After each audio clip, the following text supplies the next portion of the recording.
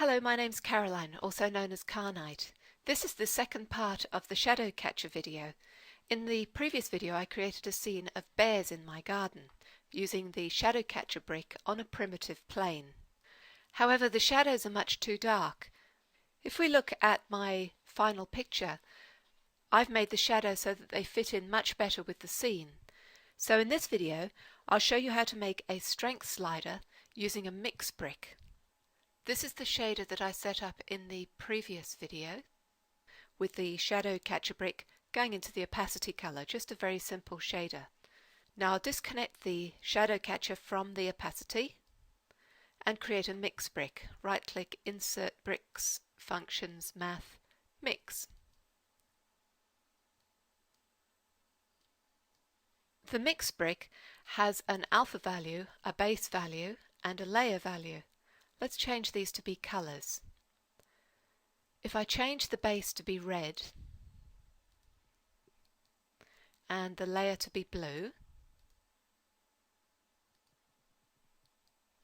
and put the output into the diffuse color, depending on what's in the alpha value, either the base or the layer or a combination of both will be used.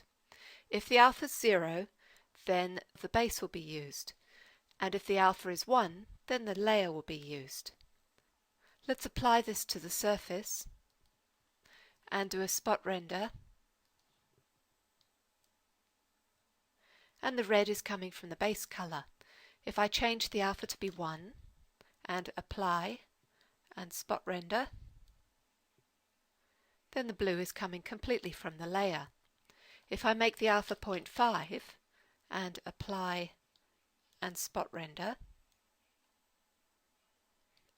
this color is made up half from the base and half from the layer. It's actually a color value of 122.0.122. So I'm going to use this alpha value for the strength slider. Instead of red, I'm going to plug in the shadow catcher into the base. So instead of having a diffuse color in this base, it's going to use the shadow catcher map. I'll put black in the layer, and that means that when I have an alpha of 0, the full value of the output will come from the shadow catcher. If I have an alpha of 1, the full value will come from the black layer, and remember that black is transparent, and values in between will take some of both. Let's disconnect from the diffuse and plug this back into the opacity color. Apply this to the plane and render.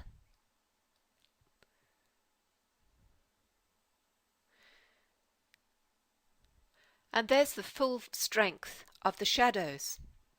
Now that I've applied this surface to the plane, I can go to the Surface tab, and at the bottom of the Surface tab I have the alpha slider available to me.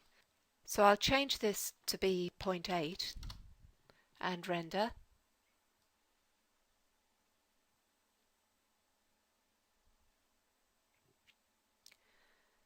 And the shadow is a lot more transparent because 0.8 of the value is coming from the black layer, and black is transparent.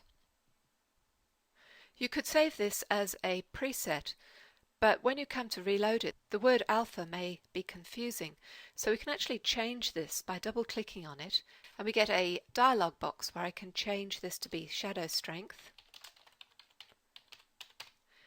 And the minimum and maximum values are currently set to whatever this means, so I can set the minimum to be 0 and the maximum to be 1.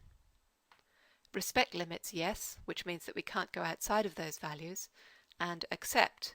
And now instead of having alpha down here, I have shadow strength. And my minimum value is 0 and the maximum is 1. This black color never needs to be changed, so I can double click the word layer and say that it's hidden.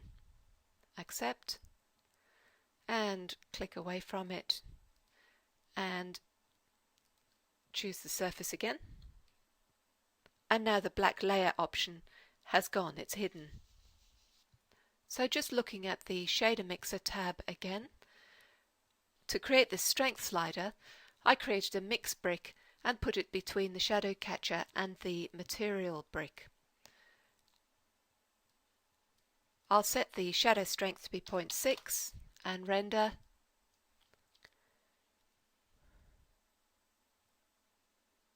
And there's my final picture. I wonder what I'll find in my garden tomorrow. Thanks for watching. I hope you found this video helpful.